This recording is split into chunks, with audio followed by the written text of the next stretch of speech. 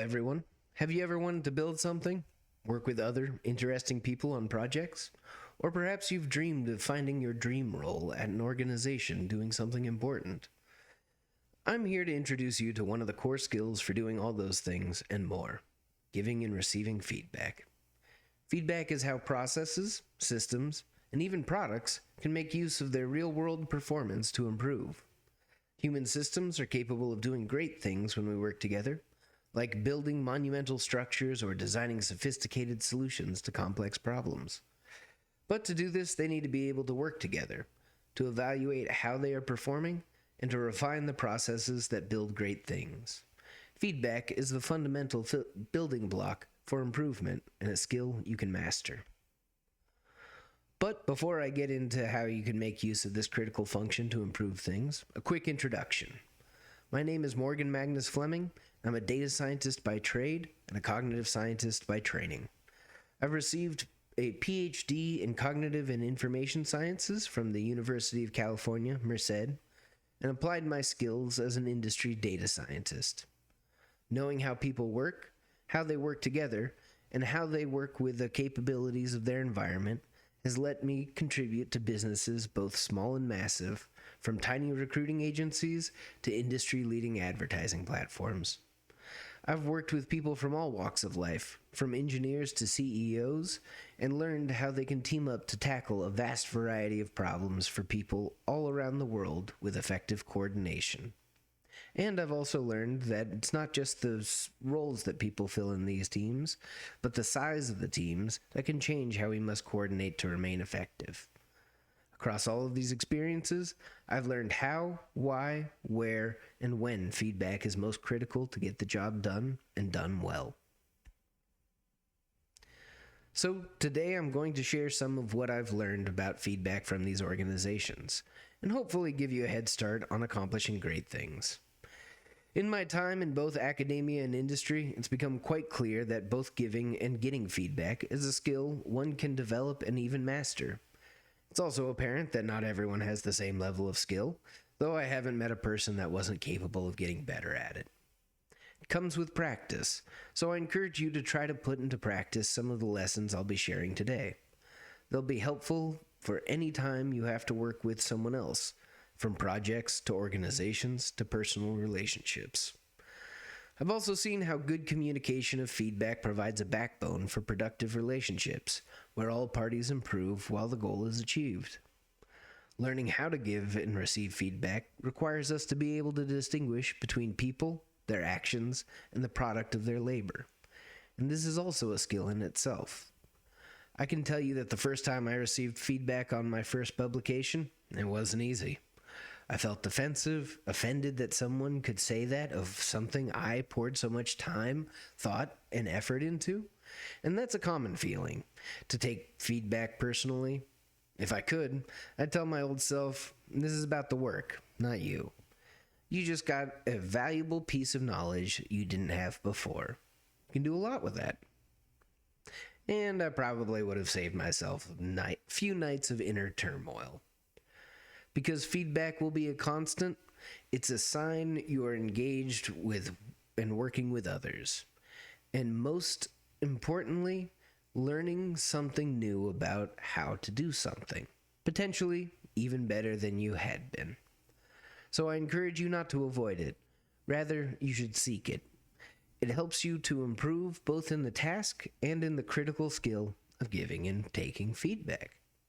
And as long as you can learn to engage with it honestly, you'll find that it helps you improve by leaps and bounds, and helps others do the same. So I think the natural question from here may be, how do we give feedback? There are many ways to provide feedback, as there are many ways to describe the world. But here's one that's gained some popularity recently, thanks to the success it has provided the animation company Pixar. Yes, the very Pixar that brought us Monsters, Inc., Big Hero 6, and Inside Out. This technique for providing feedback is known as the plussing model. This name comes from the core concept: the feedback should be building off of the work, plussing what it has provided. It's a way of focusing on the constructive part of constructive criticism and making sure you're building together with your partner. People often compare it to the yes and technique used in improvisational acting. You start by recognizing their contribution and providing a recommendation for the next step. So it's a two-part action. First part is the recognition, the yes. This is a bit more effort than just saying yes, though. In this phase, you'll want to try to understand what the person has accomplished and what they're trying to accomplish, and the aspects of the work that either achieve or are critical to achieving their goal. Phrases like, I like this part of the work, or I see that you're trying to blank, and I think it's a good step in blank way, or this helps us answer blank. This helps ensure that you're on the same page because it also makes sure your partner understands how you're seeing their work. Second part is the positive contribution. Here we want to provide what we think might be the next step, the next version, or the critical improvement for their work to really make it shine. Consider what the person receiving the feedback is able to accomplish within any deadlines you have for the work and their general skill set. Within organizations, this is a good time to consider any skilled individuals who may be able to support efforts beyond what the recipient may be capable of. Otherwise, this can also be a good time to point the recipient of your feedback to resources that describe how to execute on the incremental improvement, from how-to guides to videos.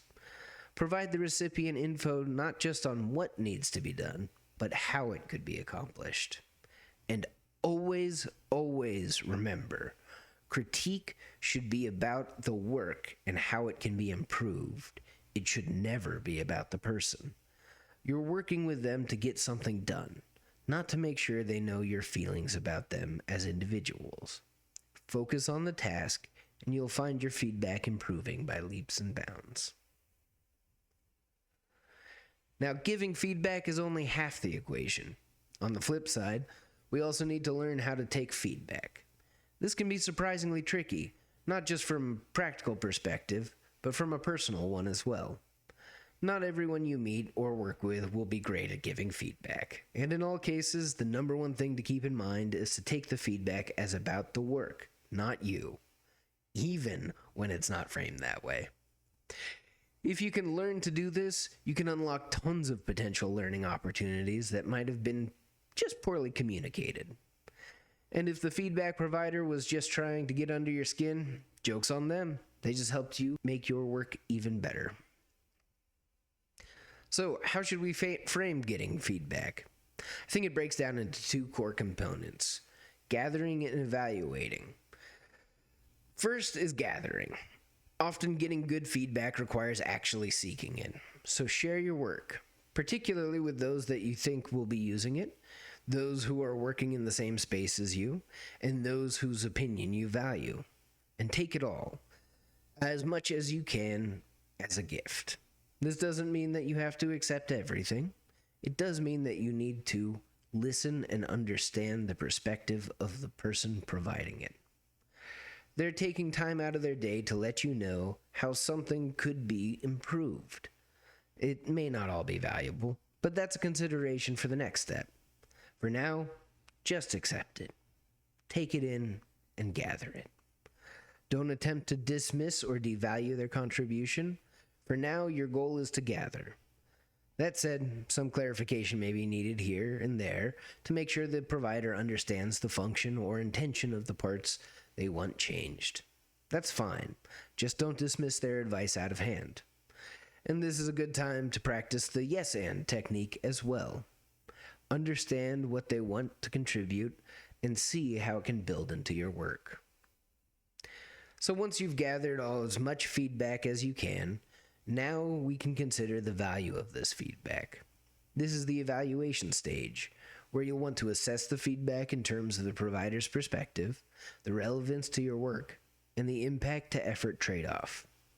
First, start by asking, and attempting to genuinely answer, why did the provider provide this feedback? And remember to focus on the work during this phase. What are they seeing from the work? What perspective are they bringing to the table? Were other feedback providers giving similar suggestions? As you answer these, try to come to understand how the work is being received by others and what stands out as potential new directions for the work. Next is a quick step, assessing the validity of that feedback. Sometimes folks don't quite understand what the intention of the work is. Sometimes they're noting that a key design requirement is missing. Sometimes they're not familiar with the industry standards. Sometimes they are. The key here is to remember and evaluate the primary goal of the work and to let you focus on the feedback that will drive you and your work to that goal.